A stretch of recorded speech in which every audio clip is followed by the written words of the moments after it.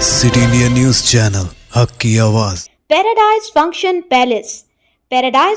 Palace महबूब नगर। वनपर्ती rice mill में जखीरा शुदा धान की जांच, 5,500 थैले किसानों से खरीदे जाने की तस्दीक। वनपर्ती जिले के district supply officer DSO Kashi Vishwanath ने बताया कि पेब्बेर मंडल के कांचीरावपल्ली गांव के मुजाफात में वाक़ मारुति एग्रो इंडस्ट्रीज़ में जखीरा शुदा धान के तमाम 5,500 थैले मिल मालिक की जानिब से किसानों से ही खरीदे गए थे। DSO के मुताबिक पीर के रोज़ ये इत्तला मौसूल हुई कि राइस मिल में CMR कस्टम मिल्ड राइस धान ज़ख़ीरा किया जा रहा है, जिसके बाद उन्होंने अपनी टीम के हमरा कांचीरावपल्ली में वाक़ मज़कूरा राइस मिल का दौरा किया और वहां रखे धान के थैलों का तफसीली मुआयना किया। मुआयने के दौरान ये बात सामने आई कि मिल मालिक बच्चू श्रीनिवासलू शेट्टी ने आसपास के देहात के 13 किसानों से धान खरीदा था। इनमें पोलोरो केशवा रेड्डी के पास 1200 थैले जबकि दीगर 12 किसानों के पास मजमूई तौर पर 4,300 थैले मौजूद थे। DSO ने मज़ीद वजाहत की कि यह तमाम धान पुराने थैलों में महफूज था और उन पर हुकूमत की जानिब से फराहम करदा कोड मौजूद नहीं था। उन्होंने बताया कि मिल में रखे गए तमाम थैले साल 2022, 23, 24, 25 के पुराने बैग से ताल्लुक़ रखते हैं। उन्होंने कहा कि राइस मिल के मुआयने के बाद जमा की गई तमाम तफसीलात मुताल्लिक़ा किसानों के बयानात के साथ एक जामे रिपोर्ट तैयार करके ज़िला कलेक्टर को पेश की जाएगी ताकि आइंदा कार्रवाई अमल में लाई जा सके। నిన్న ఏదైతే ఇక్కడ PPC నుంచి ధాన్యం ఏదైతే అక్రమంగా దిగుమతి చేసుకుంటున్న ఆరోపణల మీద ఈరోజు కలెక్టర్ గారి ఆదేశాల ప్రకారంగా ఇక్కడికి వచ్చి విచారణ చేయడం జరిగింది. బచ్చు శ్రీనివాసులు గారు ఇటు మిల్లు యజమాని ఆల్రెడీ అన్నీ కూడా అనుమతుల కోసం అని చెప్పేసి కమిషన్ ఆఫీస్ పంపించడం జరిగింది. మనకు DSO ఆఫీస్ పంపించారు, సబ్మిట్ చేశాడు. అవన్నీ కూడా కమిషనర్ గారి పరిశీలనలో ఉన్నాయి కాబట్టి ఆయనకి ఇంకా CMR ధాన్యం కేటాయించలేదు వాస్తవము.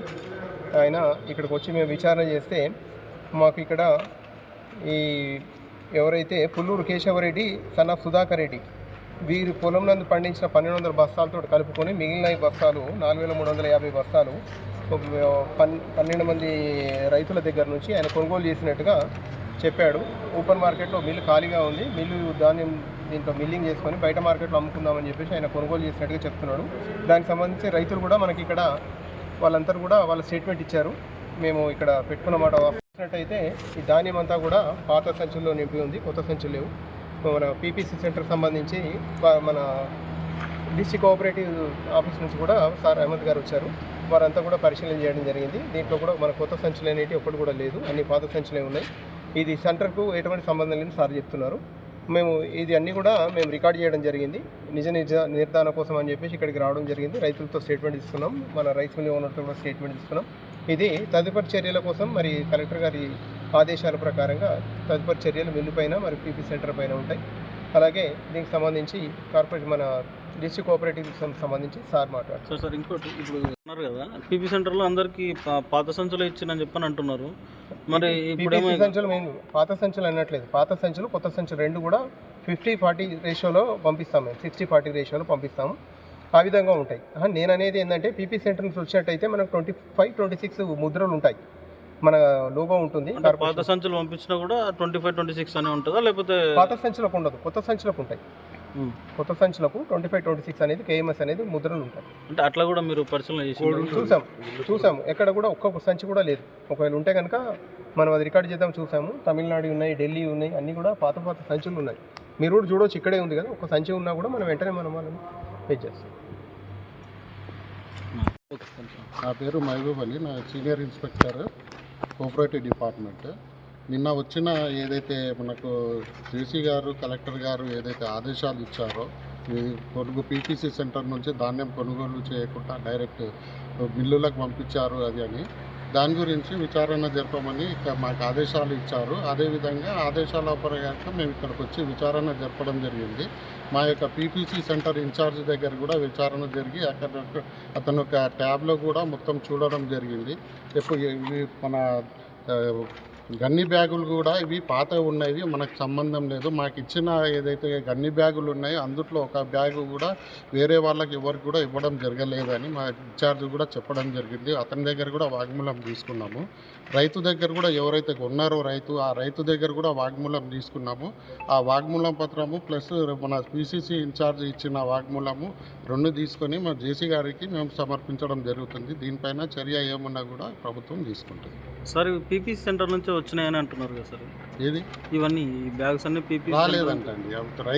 రైతే మాకు వాగ్మూలం ఇచ్చాడు.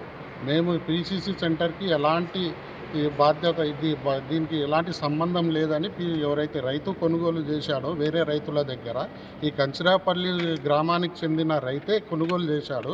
అతనే మాకు వాగ్మూలం ఇచ్చారు. పీపీసీ సెంటర్కి ఎలాంటి సంబంధం లేదు, మేము వేరే రైతుల దగ్గర కొని మేము మార్కెట్లో అమ్ముకోవడానికి నేను కొనుగోలు చేసి ఇక్కడ స్థలం ఉండడం వల్ల నేను ఇక్కడ పెట్టుకున్నాను అనే మాట తనే వాగ్మూలం రాసి ఇచ్చాడు. ఇంకోటి ఏంటంటే సార్, ఈ పీపీసీ సెంటర్లకి ఏవైతే వెహికల్స్ ఉన్నాయో ఆ వెహికల్స్ నుంచే తీసుకొచ్చి స్టాక్ చేశారని కూడా అంటారు సార్. వెహికల్స్ అంటే మాకు అది మన డిఎస్ఓ గారి డిఎం గారికి సంబంధం సార్, వాళ్ళు పంపిస్తారు.